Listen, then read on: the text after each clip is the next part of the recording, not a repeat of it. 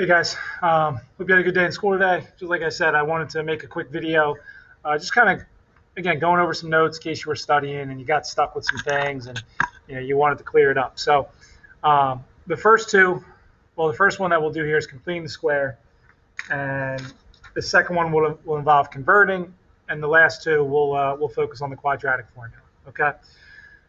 So again, with completing the square, the setup's important. The first thing I would want to do would be to simplify group-like terms. There's no need to do any of that here. It's as simplified as possible. So beyond that, I need to now get my setup, right? And we've talked at length about what that means. And that means I got to move C to the other side, and I got to set myself up to complete the square, okay? Leading coefficient, something other than 1. We got to factor that out.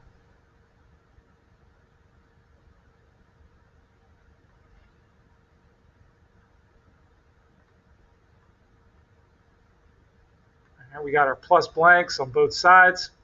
Now we complete the square, right? So now we go off to the side. We think, all right, half of 2 is 1, and 1 squared is 1, right? Take B, divide it by 2, and square it. Now what goes on the other side is not 1, right? It's 3. 3 times 1, okay? From here you factor. Factors of 1 that could give me 2, well, it's just 1 and 1. And because it would be the same thing twice, we write it like this, all right? And that's how we want to do it, because we know that at some point we're going to need to take the square root of both sides, okay? We're just not there yet, because we have to isolate what's being squared. So to do that, we divide by 3.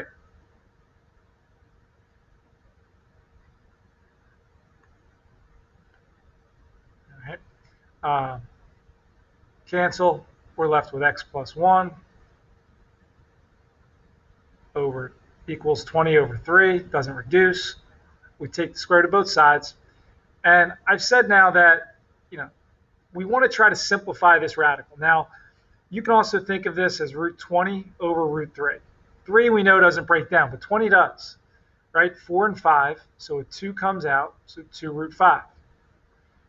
Now, in algebra, you're not supposed to really leave this radical in the bottom, but for now, we're going to say it's okay. We're not worried about rationalizing. Just worried about getting ourselves set up the right way.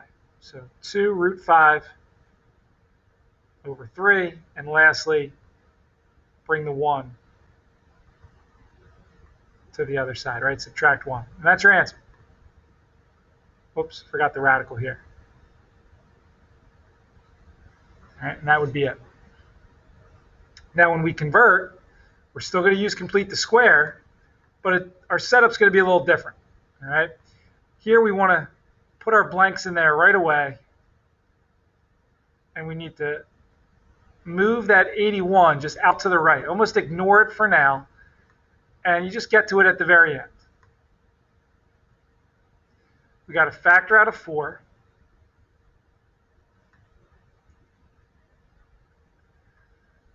All right, so I just realized that not that completing the squares wouldn't be possible here, but this is an odd number, okay? And I showed you in class, when it's an odd number, we're now going to have a fraction, and I don't think I'm going to ask you that on our quiz. So I'm just going to pretend that I'm going to go back to where I started. I'm going to say, you know what, let's make this a 16. All right, that'll make everything a little more clear, a little more clean for us. So again, not that it couldn't work, but for the purpose of this review, I don't want to put too much on your plate and confuse anybody. So let's just pretend that was a 16. So reason for that is, well, it's going to be a lot easier for us to take half. Caliber, dial the main office, please. Renee Caliber, main office. For us to take half of -4 and square that, all right? So I put a 4 on this side. On this side is a 16, all right? 4 times 4. Same as in the last problem. Next step should be to factor. And it's x minus 2 squared. Lastly, subtract 16. Right? We're not solving here. We're just getting it set to y. Minus 16 would be a plus 65. Okay? So that's it. That's my answer. Okay? That's from standard form to vertex form. And we know why it's called vertex form, because it's easy to identify the vertex. So when I ask you this on your quiz, I'm going to ask you, not only can you convert it, but also I'm going to need you to tell me what the vertex is. And you would say it's 2, 65. All right? The 0 of this, 2, and whatever this is, 65.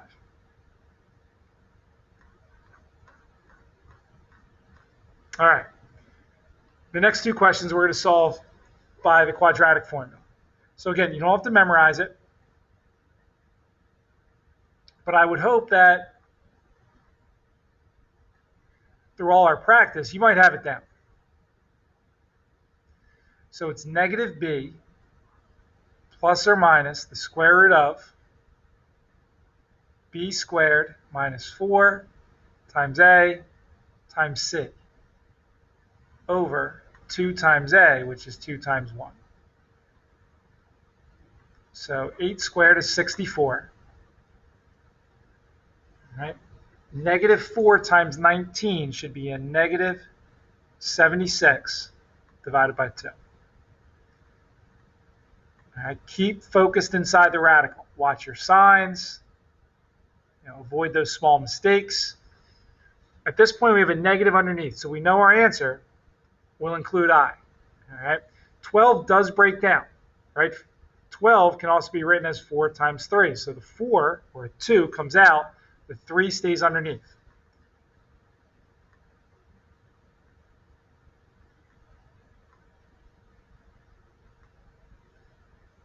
Okay? Now, like I said, you might have wanted to reduce early. You might have said, well, wait, can I reduce those? Reduce at the end. All right? And again, like I said, if it helps, split it apart. Think of it as 2 fractions. So it's negative 4 plus or minus I square root 3. All right, reduce these, cancel out the 2's, and that's what would stay. All right, last problem.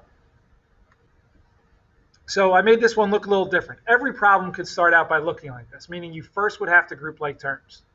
So I'm going to add this 6 over. That would give me 3x squared. I'm going to add the 2x over.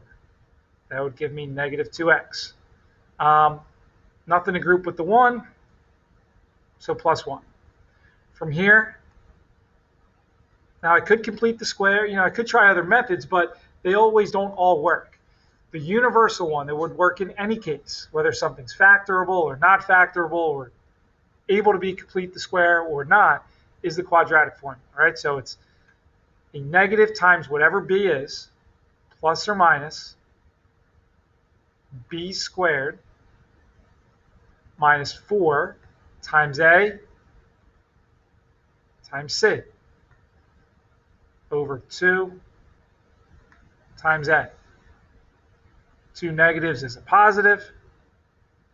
A negative squared is a positive. We have negative 12. And 2 times 3 is 6. Again, don't reduce. Wait. So it looks like our 2 examples here, both will have I in our answer because they're both imaginary. Not always the case. All right. 8 also breaks down. Again, that doesn't have to happen, right? The radical doesn't need to simplify, but a 2 will come out. And it's 2i because the negative. All right, so we're going to, again, think of it as 2 fractions, if that helps, but that will reduce, that will reduce. So I'll run out of space here. I'll go over here, 1 plus or minus I, root 2, over 3. Right, 2 over 6 reduces to 1/3. All right, guys, so again, I hope this helps. For class 1 and for class 5, your quiz is tomorrow. All right, for class 7, we're still a couple days away, but nonetheless, I think it would help you as well. So, all right, guys, enjoy the rest of your day. Have a good night, and I will talk to you tomorrow.